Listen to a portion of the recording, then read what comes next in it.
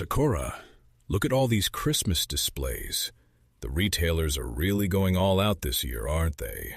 They are, Professor, but I noticed something interesting. Many stores are advertising smaller cakes and budget-friendly options. Is this a new trend in Japan? Ah, you've spotted one of the most significant shifts in Japan's Christmas market.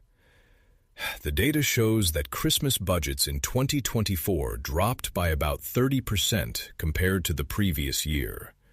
Japanese consumers are now spending an average of 16,329 yen, down from 22,588 yen. It's quite dramatic. Wow, that's a big drop. Is inflation hitting that hard? Exactly. The prolonged inflation has fundamentally changed consumer behavior. But here's what's fascinating. It's not simple penny pinching. Japanese consumers have developed what we call strategic spending, or merikhari consumption. They save on some things, but splurge on others that matter to them. So they're being selective. What are people willing to spend on? Great question. Over 70% of working women in Japan now buy Christmas gifts for themselves. They're treating themselves even in tough economic times. Cosmetics, clothing, and skincare are the top categories. It's become a form of self-care during the holiday season. That's really interesting. So while overall budgets are down, self-gifting is actually up? Precisely. And here's another layer. There's a growing trend toward what the Japanese call itawari gifts, or caring gifts. Practical items focused on health and fatigue recovery are seeing explosive demand. People want gifts that actually improve their lives, not just decorative items. That makes sense, Professor. With everyone working so hard, gifts that help you relax or recover would be more meaningful. But how are retailers responding to these changes? The retail industry has become quite creative. Take Aeon, for example. They're offering complete dinner sets for under 2,000 yen per person using their private brand products. Family Mart conducted surveys of 30,000 consumers to design offerings that balance savings with small luxuries. They're trying to hit that sweet spot. So major retailers are really adapting to what consumers can afford.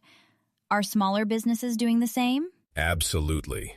7-Eleven expanded their Christmas lineup to about 50 items, including smaller cake sizes and character collaborations.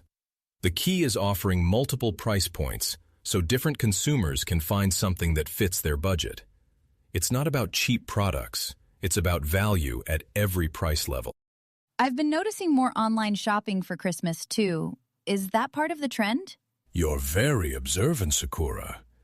Digital transformation is the third major shift.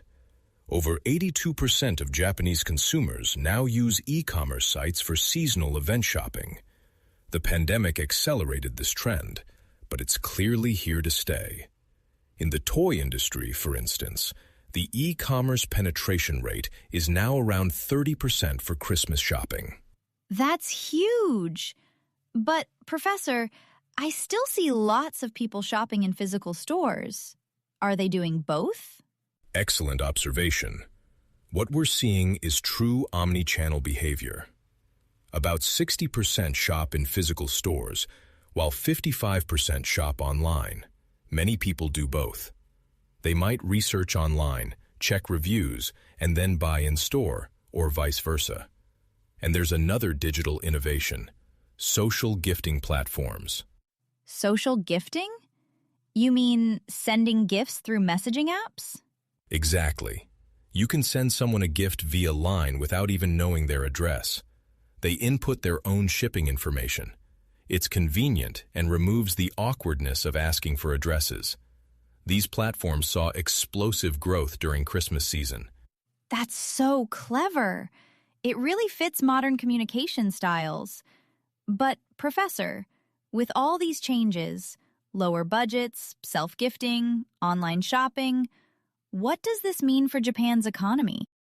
That's the million-dollar question, Sakura. Christmas is one of Japan's most important retail seasons, and these shifts reveal deeper economic trends. First, consumers are becoming more sophisticated and intentional with spending. They're not cutting back on everything. They're prioritizing what truly matters to them. So it's not pessimistic exactly.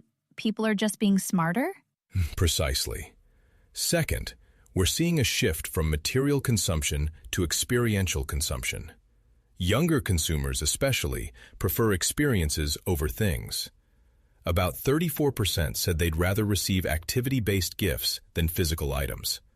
This creates opportunities for experience providers: restaurants, entertainment venues, travel services.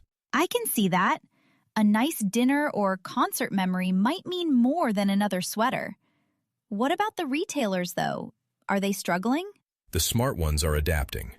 Success now requires understanding data, offering multiple price tiers, creating emotional connections through storytelling, and integrating digital and physical channels seamlessly. The companies that just compete on price alone will struggle, but those offering real value, whether through cost efficiency, convenience, or meaningful experiences, can still thrive. So if I were advising a foreign business wanting to enter the Japanese Christmas market, what would you tell them, Professor? Brilliant question. First, understand that Japanese Christmas is unique. It's not primarily religious, but rather a commercial and romantic celebration. Second, recognize this strategic spending mindset. Offer clear value propositions at different price points. Third, invest in your digital presence. Social media, e-commerce, and mobile are essential. Fourth, consider the self-gifting market, especially among women. And finally, don't just sell products, sell experiences and emotional benefits. That's really comprehensive. It sounds like Japan's Christmas market is evolving, but still vibrant. Exactly right, Sakura. Despite economic pressures, the Consumer Desire Index for December rose to 52.9 points, showing people still want to celebrate and enjoy the season. They're just doing it more thoughtfully. The market is transforming, not dying. The winners will be those who understand these nuanced changes in consumer psychology. Thank you, Professor. I feel like I understand Japan's Christmas market so much better now. It's not just about selling Christmas cakes anymore. It's about understanding what people truly value during the holidays. Well said. And that, Sakura, is a lesson that applies far beyond Christmas shopping. You've been listening to Narrative Japan. Until next time, stay curious and keep listening for the whispers beneath Japan's economy.